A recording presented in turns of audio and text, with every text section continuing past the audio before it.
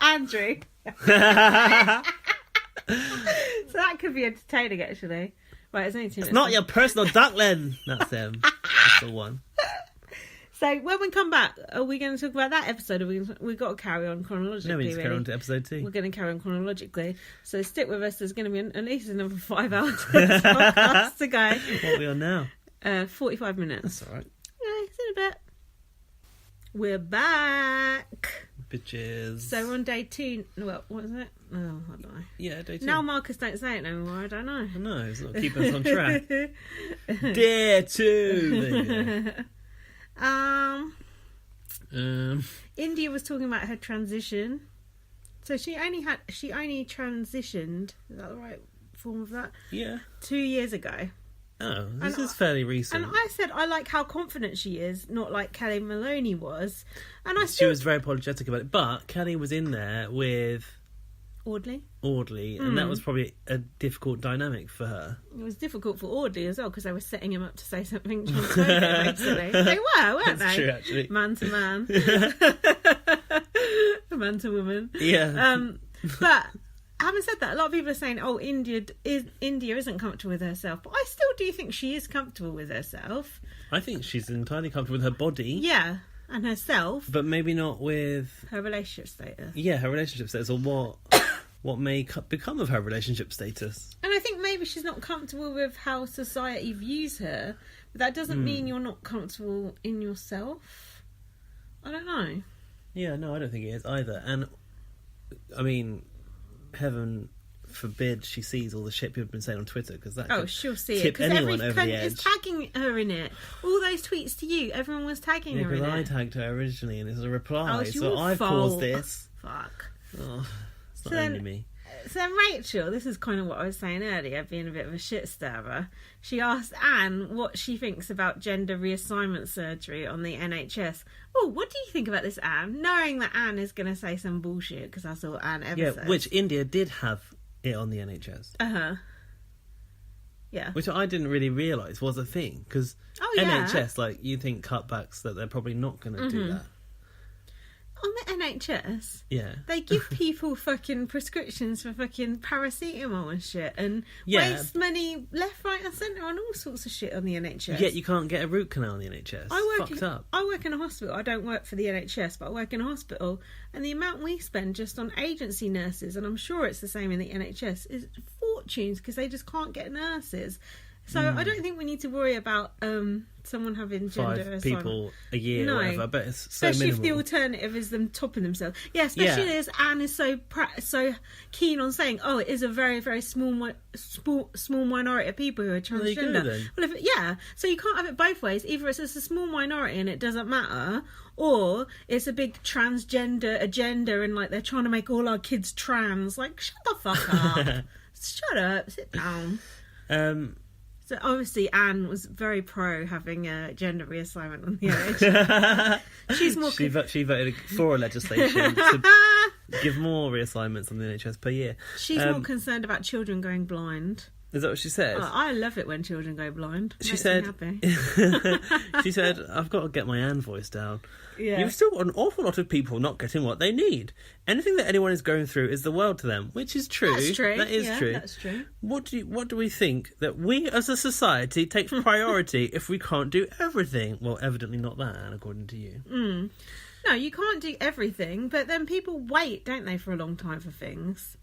People wait for a long time for everything on the NHS, don't they? People going through gender reassignment surgery have to go through such a strict rigmarole and procedure. Live in the other gender for quite some time, don't you? Isn't it like 5 years? It's a long time, because when I worked at Samaritans, someone came in and gave us a talk about it, and what you have to go through, and you have to go through a panel who decides whether you get it or not. It's a massive thing. It's not. Oh no, it's just people that can't accept that they're gay. They just want to change to be women. It's ridiculous. Those coasters are a bit temperamental. I've put here, I like that Amanda knows herself very well, and I guess by 82 you would. I like the fact she just doesn't give a fuck. She should know herself by now. Yeah, I did like her, but I've gone off her a bit now. Well, Yeah. What I'd noticed about, and have you noticed this about Amanda, is that she kind of has a tendency to, like, reduce Anne in scale whenever she talks about her. Right. So she talks about, like, in the diary room, she said, I love this little person that was swinging around the floor on Strictly. Like Anne's just a little dear thing with, like, a really sort of spiky sort of exterior. Like, every time she talks about her, it's all about, like, little Anne being actually very sweet on the inside, but... That's interesting. Bag of spanners on the outside. Yeah, I don't think Amanda really has much truck with Anne, does she?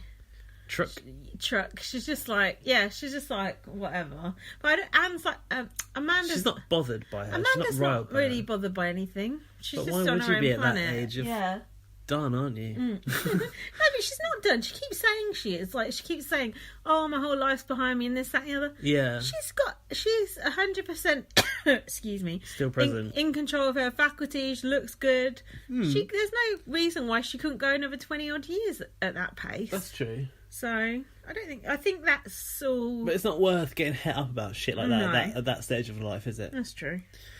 Oh, God. Oh, Brexit chat. So Anne and Jess were in the kitchen, and the topic of Brexit comes up. And... I don't hear enough about Brexit, do you? Jess reveals that she didn't vote for Brexit. Anne said she voted for sovereignty. Jess is like, what's sovereignty? She didn't say it, but she might as well have done. So Anne goes, now we're here celebrating 100 years of women getting the vote, and you're telling me you didn't bother voting. Now, what do you think? Because I personally think thick people shouldn't be allowed to vote, so I think it's a good thing. Well, I said I don't agree with Anne belittling Jess for choosing not to use her right to vote about a topic that she didn't know. Yeah. And a lot of people didn't know what the fuck they were voting for. So just vote for anything. It's like, I have to make a decision, yes or no. No, I agree. I'd rather she doesn't make an ill-informed decision. I would too, because then we wouldn't be going through Brexit now. Exactly. If all the thick people hadn't voted. Exactly. If the thick people that did vote out had known what they were getting us into, would it have happened? Probably not. Well, my mum voted for Brexit and she says she wished she hadn't now. Oh, no shit. I bet like a ton of people do feel the same way. But now we're getting that blue passport though. Whoop-de-doo. What, is that what it used to be? Yeah, I don't want a fucking blue passport. I know, go backwards. Like, you can't actually get into no other countries anymore, but it's got a blue passport. It's still valid for 10 years. That means I'm still okay. Yeah, you just keep it, yeah. Yeah, but like, does it mean I can just waltz in? No. And just... It's not right. Everything's more expensive now. The whole thing is absolute shite. Shitstorm. And we can't get a deal. But why would Europe give us a deal to leave Europe? I know. They don't want us to leave, because as soon as we get a good deal out of it, everyone else is going to go, well, fuck you, Europe, we'll leave as well. Imagine if they'd said how much it was going to cost before it actually happened. All that money that we're going to free up spend on the NHS is bollocks. Well, we're going to spend it on Union Jack flags. Fuck off. All that money in the NHS is going to go to gender reassignment, obviously. I hate Jess though, she's useless. Not NHS, Jess. I don't like her eyes either, they freak me out. They're a bit strange, aren't they? Weird. So next they did this immunity task patronising back in the basement, but it's now called the engine room. Claptrap. Spidey's drip. That's no way to talk about their new baby.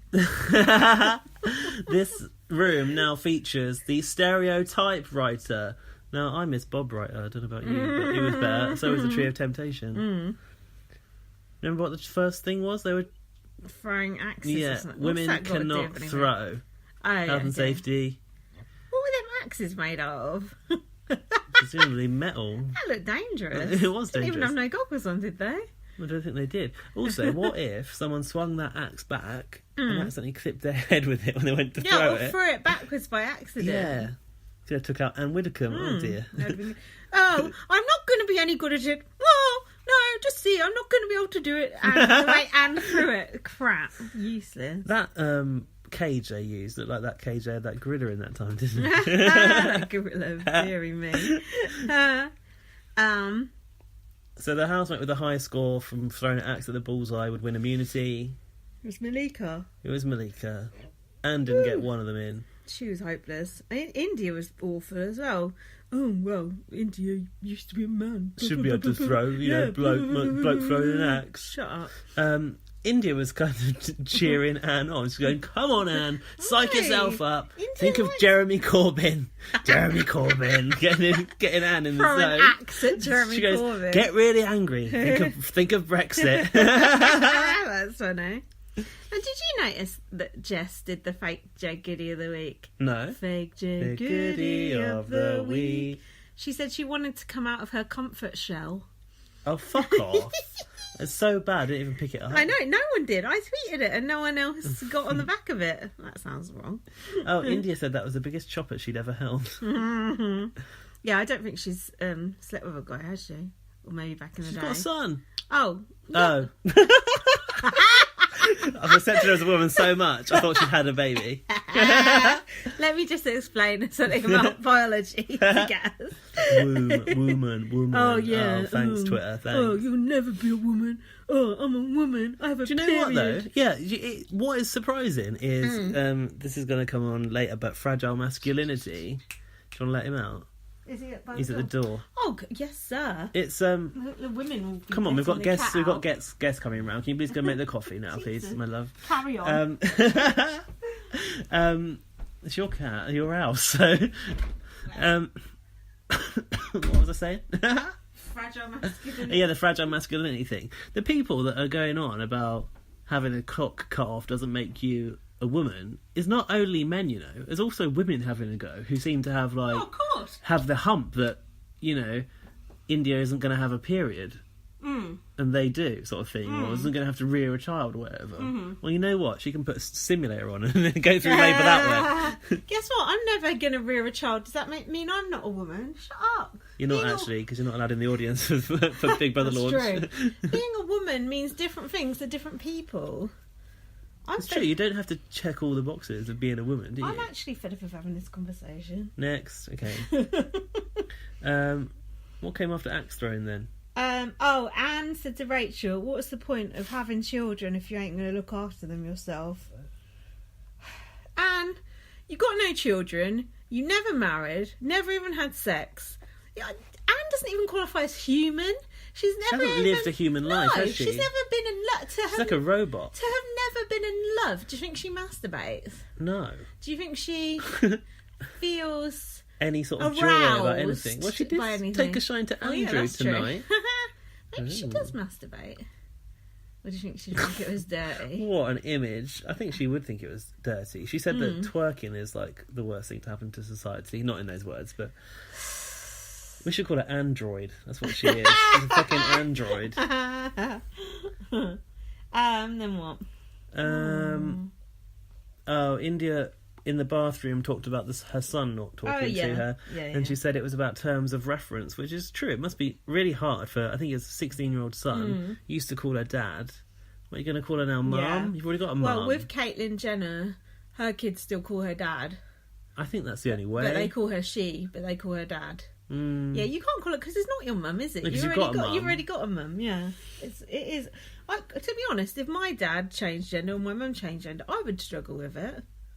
Yeah, because you've come so far knowing them in that role, so... And also, this might sound bad, but I sound like genuine.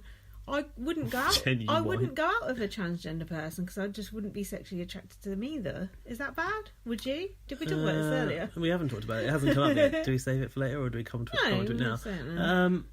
I don't know because I've never. You've got a very specific type, like I have. Yeah. But I've never met a transgender person, like at all. I don't think I have, you know. Oh, really? That's interesting. I don't think I have, not in real life. As liberal and open-minded as I am, I only exposed through TV. Because it's just a small majority of people. I know a few transgender small minority, people. You mean? Yeah. Did I say that? Small majority. But I would like to think that if I got on well enough with the person, then I could. But it's a bit difficult because for my sexual pleasure...